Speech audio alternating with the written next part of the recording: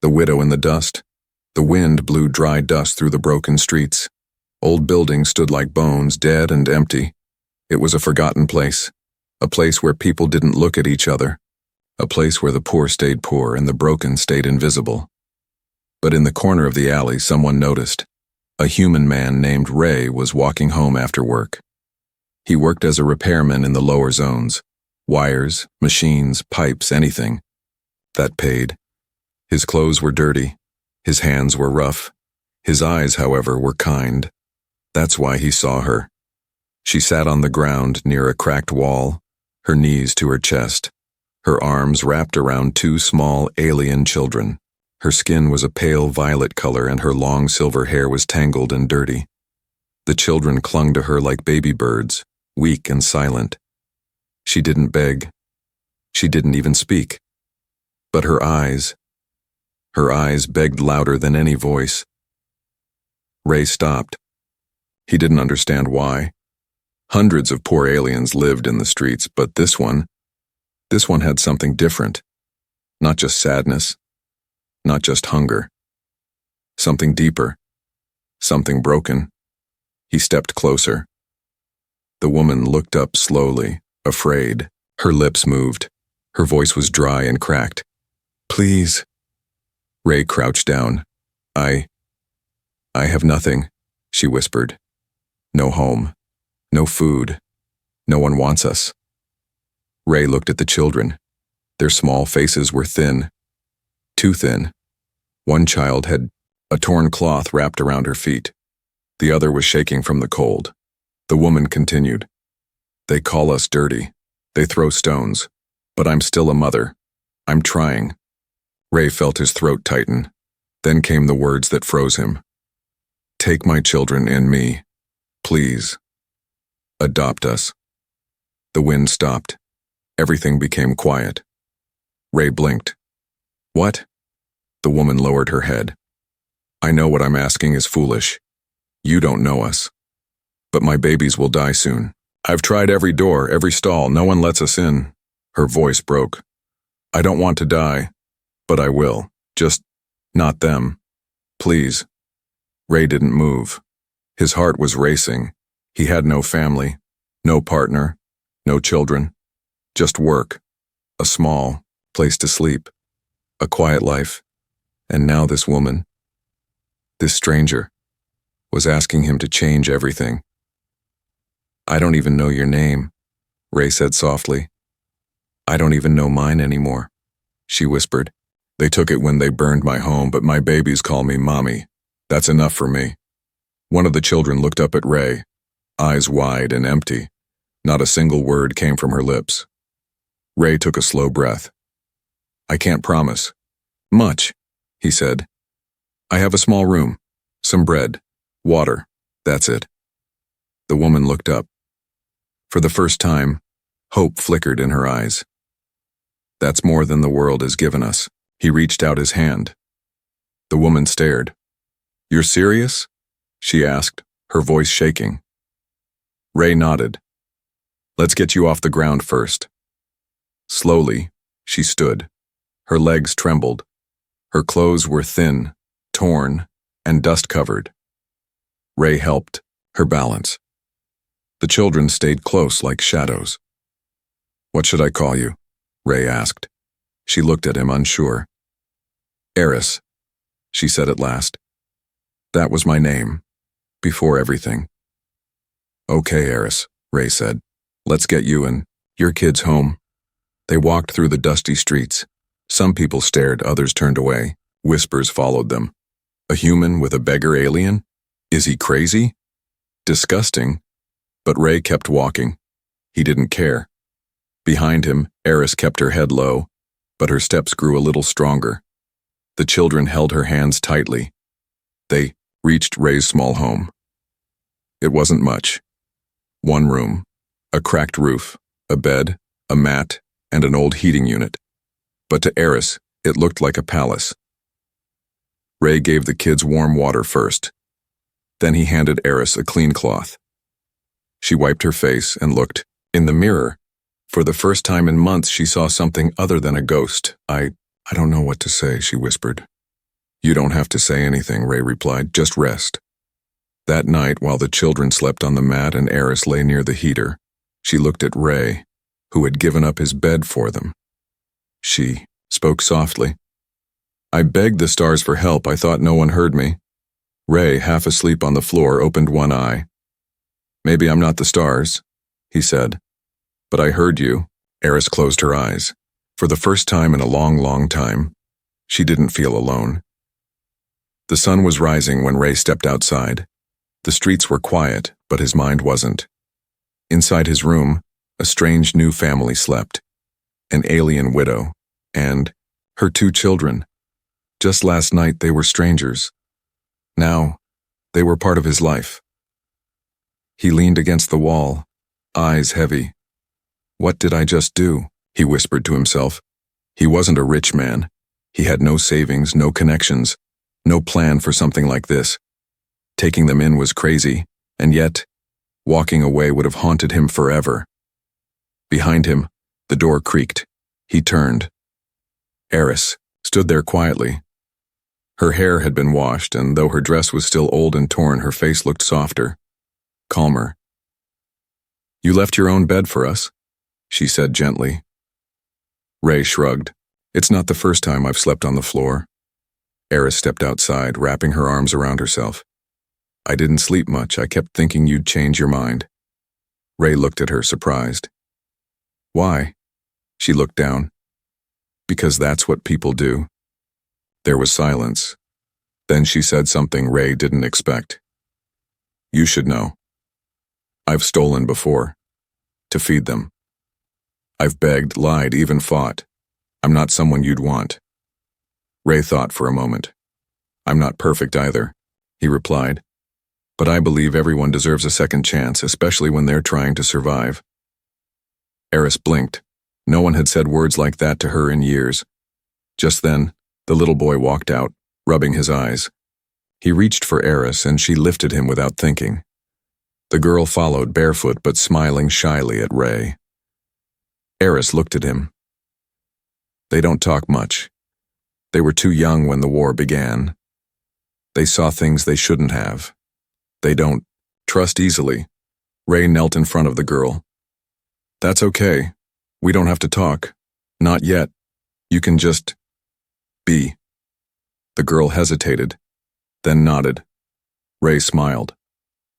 Later that day, he brought back some extra food. Not much. A loaf of bread, a bit of fruit.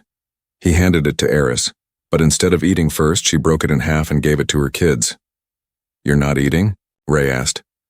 I've eaten worse hunger than this, she said simply. Ray stared at her. In that moment, she didn't look broken. She looked strong.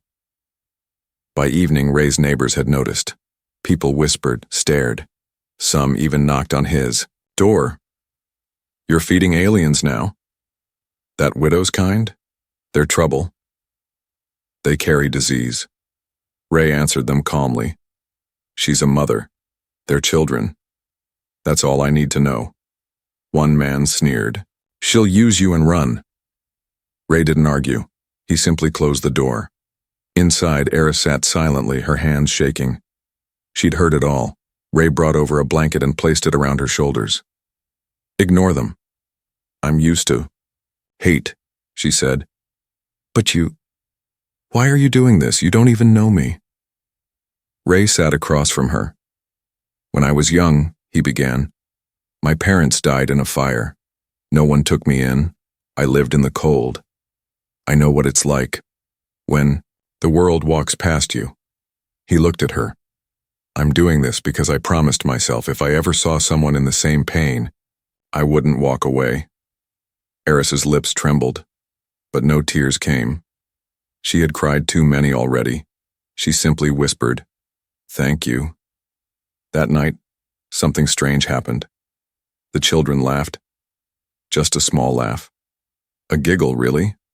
Over a small toy Ray had made using junk parts, but it lit the room like a sunrise. Eris put her hand over her mouth, shocked. They haven't laughed in months. Ray grinned. Maybe that's a good sign. Eris looked at him, her eyes filled with something soft. Ray, she said slowly, If the world turns on you because of us, I'll leave. I don't want to destroy the only good thing left. Ray shook his head. You're not destroying anything, you're rebuilding. He leaned back and added, You're not a burden, Eris. You're family now. Eris didn't answer, but her eyes said everything. That night, as Ray lay on the cold floor again, he heard soft footsteps. A small blanket was placed over him. Eris didn't say a word. She just tucked the corners and walked back to her mat. Outside, cold wind howled again through the streets. But inside Ray's small home, something warm was finally growing. A choice that felt impossible had become a new beginning. The room was quiet.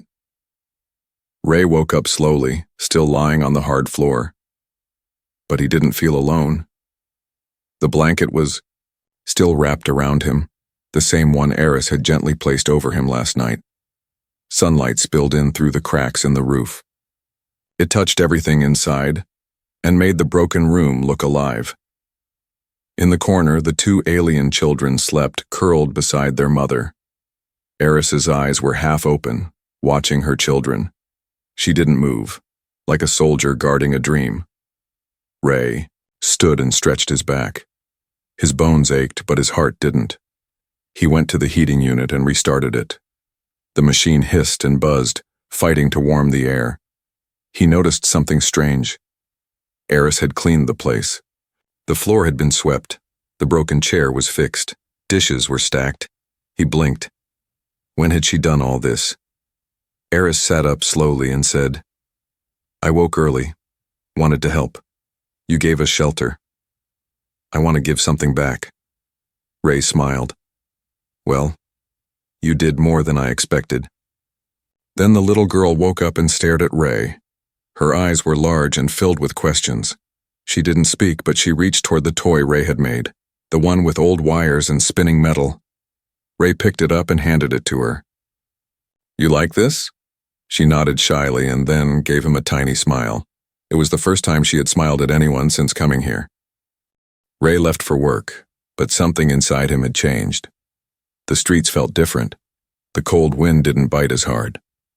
For the first time in years, he looked forward to returning home. But trouble was brewing. When he got back that evening, Eris was standing outside. Her arms were crossed, her face tight with fear. What happened? Ray asked. She pointed to the wall behind the house. Words had been painted there in red. Humans don't feed alien trash. Ray clenched his fists. Who did this? Eris shook her head. I don't know, but we were watched today. I saw them across the street. Staring. Ray looked around. Shadows moved behind curtains. Neighbors who once smiled at him now closed their windows. He looked back at Eris. Did anyone touch you? No, she whispered. But they spat. On the ground when I passed, I held the kids tight and said nothing. Ray took a deep breath. We'll be careful, he said, but we won't run. Eris nodded. I don't want to run anymore. Inside the house, the boy had drawn something with chalk on the wall. Ray leaned in to see. It was a drawing of 4 figures, a tall one with a hat, Ray, a mother with long hair, Eris, 2 small ones, himself and his sister. They were all holding hands. Ray was speechless. Eris stood behind him and whispered, He's never drawn anyone before. Not since the village burned. Ray turned. He sees us as family? Eris nodded slowly. He trusts you.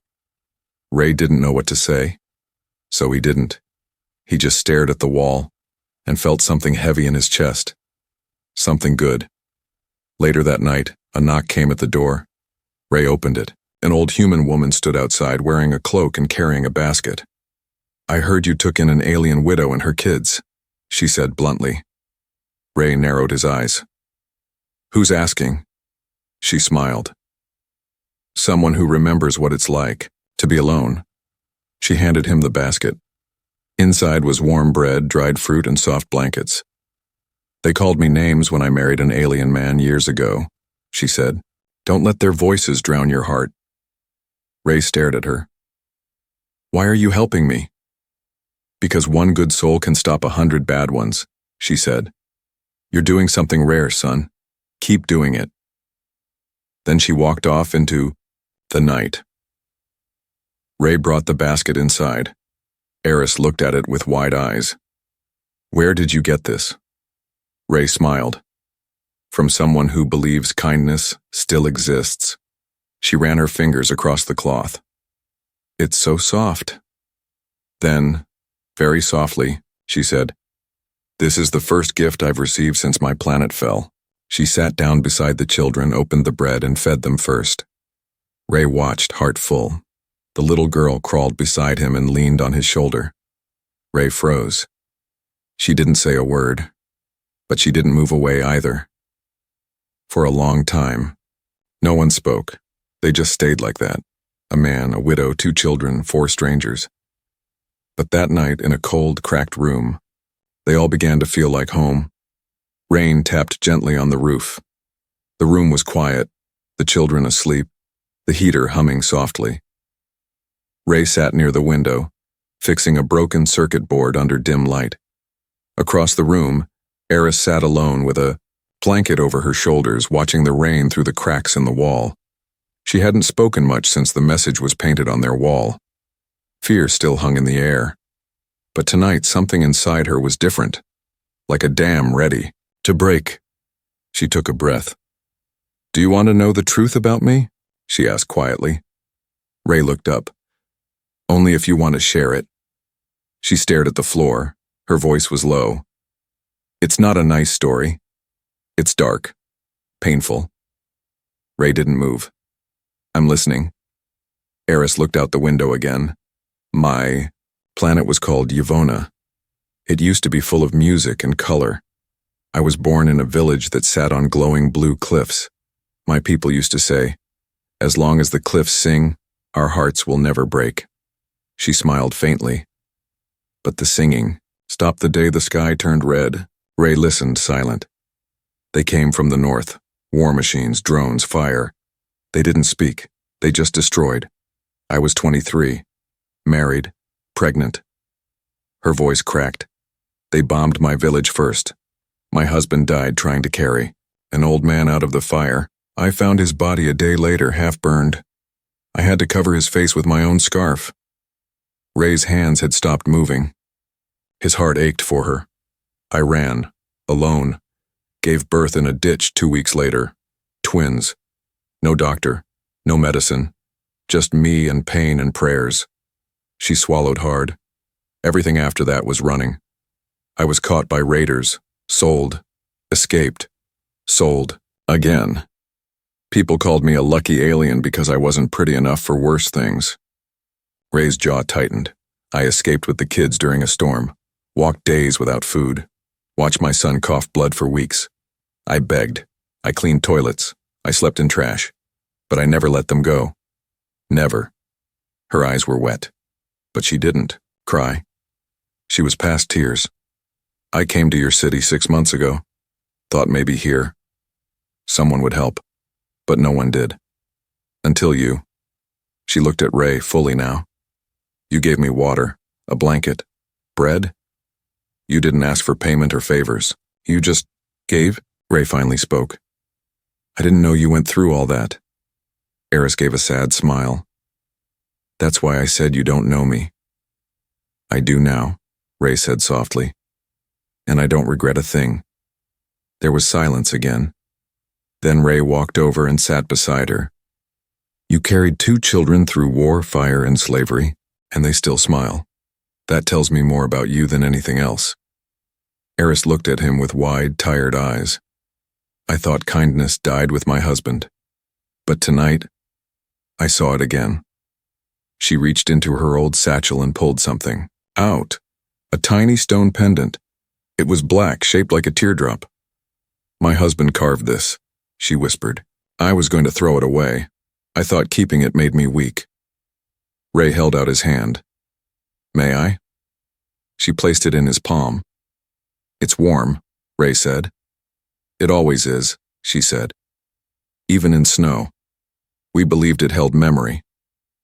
Ray handed it back carefully. You should keep it, he said. Your story isn't over yet. Eris clutched the pendant and smiled just a little. I used to pray someone would finish it with me. Outside, the rain fell harder, but inside the room, something delicate began to grow. Not romance. Not yet. But trust. The most dangerous thing a broken heart can offer. It began with a shadow. Ray returned from work just after dark. As he neared his street, he felt it. Someone was watching him. The air was colder. The usual silence now felt heavy, like it was hiding something. When he reached his small home, he saw it. The door was open. His heart jumped. He ran inside. Eris? Kids? He found them huddled in the corner, the little girl crying silently, the boy clutching his mother's arm. Eris looked up. Her lip was bleeding. Ray froze. What happened? Eris didn't answer right away. She stood slowly, covering the children with her arms. They came, she said. 2 men said you were keeping alien filth. Said this place wasn't for our kind. Ray's blood boiled. Did they hurt the children? No, she said.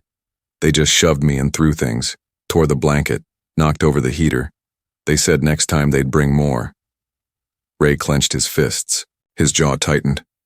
Where are they now? Gone, Eris whispered. But they'll come back. The boy looked up at Ray. Are we going to be taken? Ray knelt and pulled both children into his arms. No one's taking you, he said. Not while I'm breathing. Eris stared at him. Her lips trembled, but she nodded. We should leave, she said. It's not safe for you anymore. Ray shook his head. I'm not running. Not from bullies. He stood and went to the door. He looked outside. The street was dark, but he felt eyes behind windows, watching, judging. He shut the door slowly and locked it. The next morning, Ray did something no one expected. He took Eris and the children to the city office. He stood at the counter, holding their hands. I want to register them as my dependents, he said loudly. The worker blinked. You want to adopt an alien widow and her kids? Yes, Ray said. Legally. The man looked uncomfortable. That's complicated. There's a long process. Then start it, Ray replied. I'm not leaving until it's done. It took hours. Forms, questions, tests, fingerprints. But Ray stayed patient. Eris kept looking at him like she couldn't believe what was happening. When it was finally done, the worker stamped the form and said, It's temporary status. For now. That's enough, Ray said.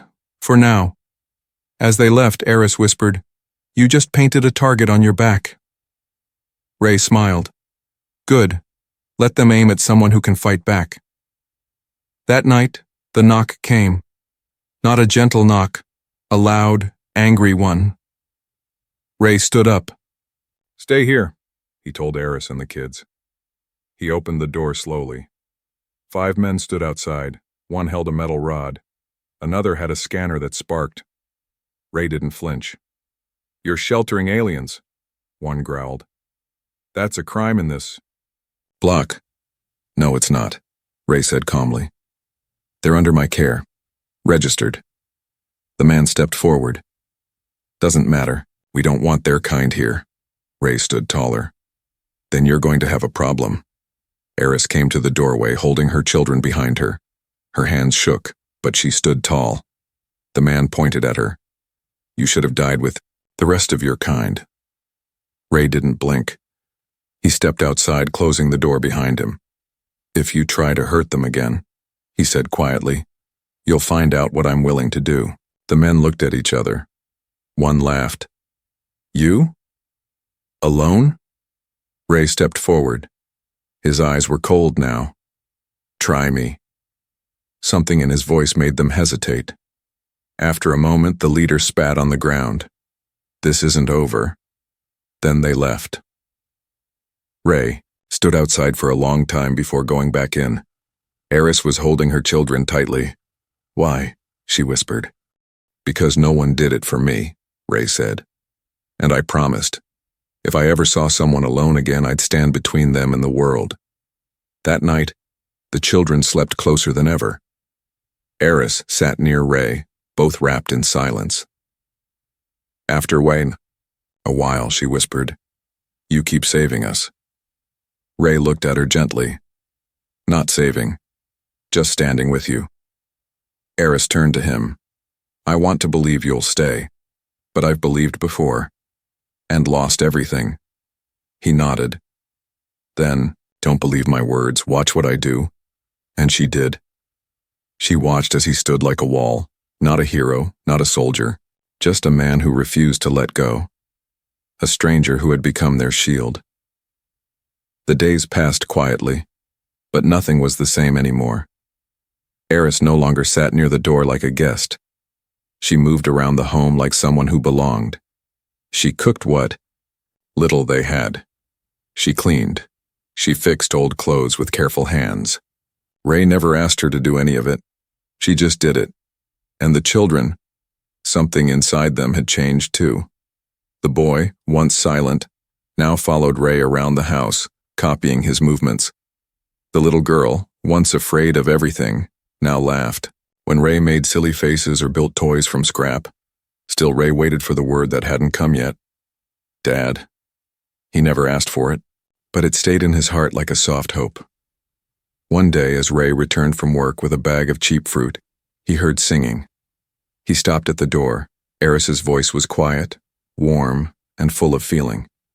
She was singing in her native tongue, a lullaby. The kind only a mother who had survived everything could sing. Ray stood outside, eyes closed, listening. That song, it made the walls of his heart shake. He walked in slowly. Eris looked up, startled.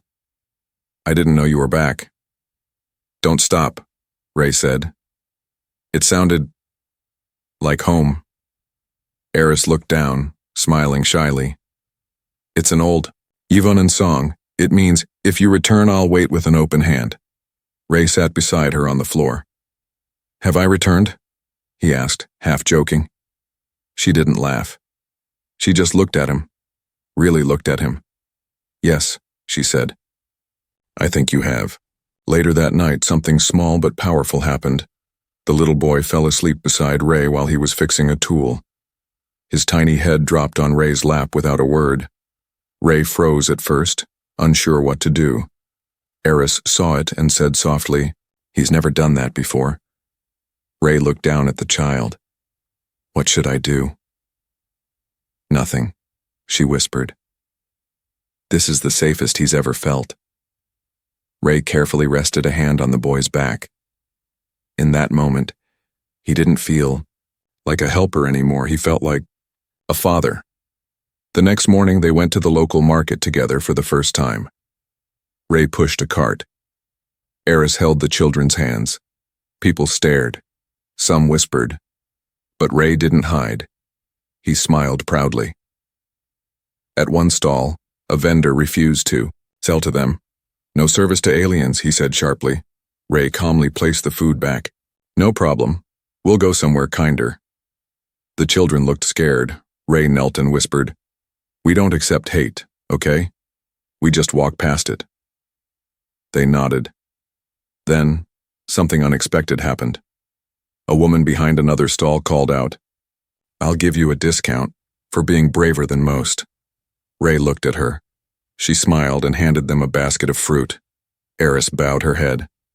"Thank you," the woman waved her hand. "Good men don't grow on trees. You better keep this one." Ray looked at Eris. She didn't speak, but her face was red. That night, as rain poured outside, Eris made a hot soup using the fruit and root vegetables. The room smelled warm, alive. Ray sat near the heater, children asleep beside him. Eris placed a bowl in front of him.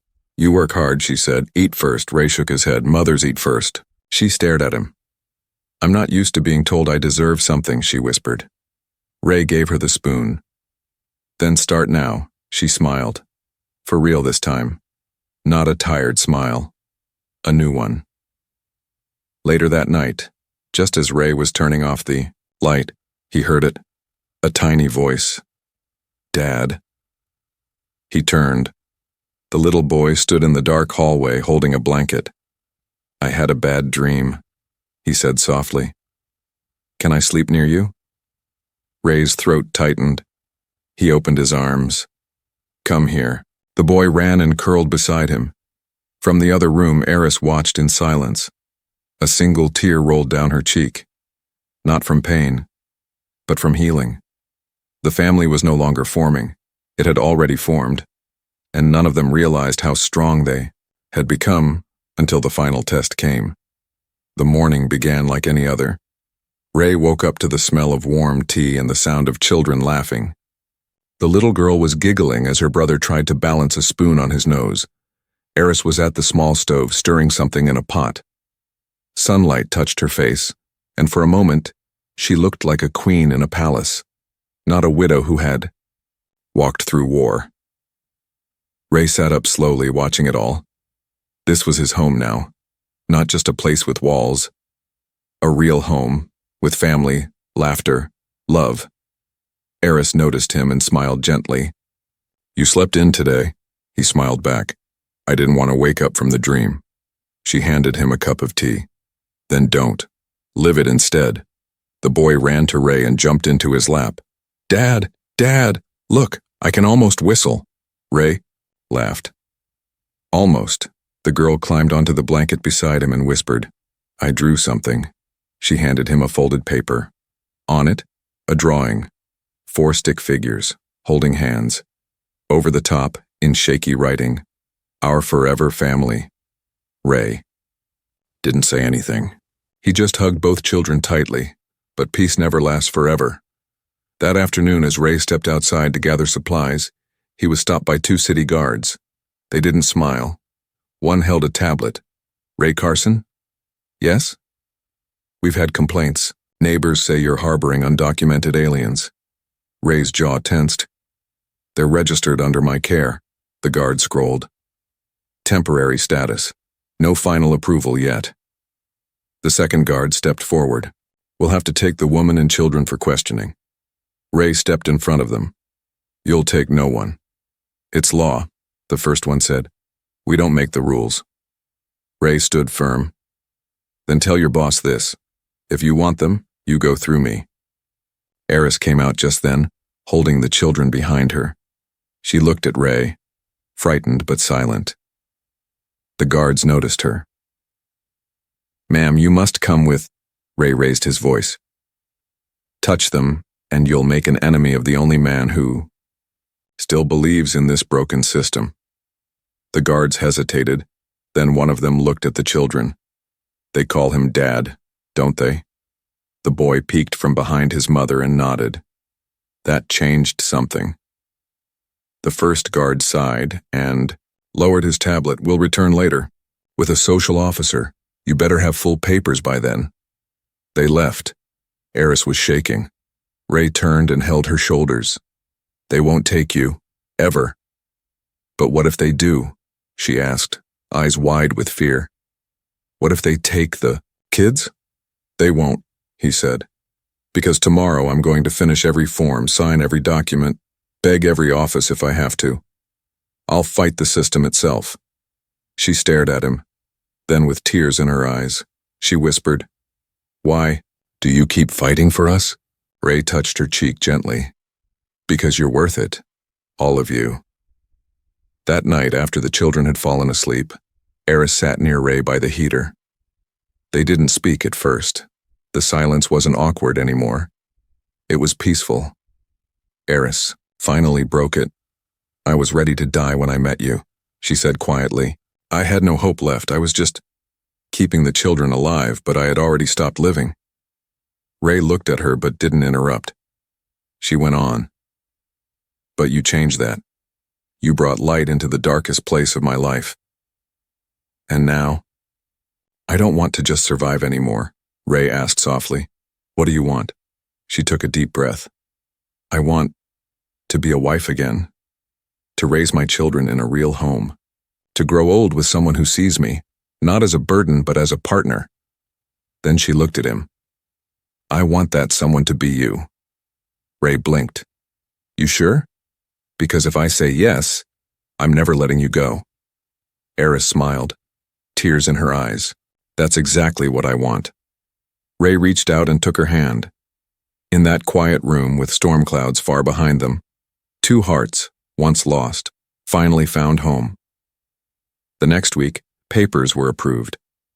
The social officer visited and smiled. When the children called him Dad, Eris signed the forms with steady hands. They were no longer temporary. They were family. Forever.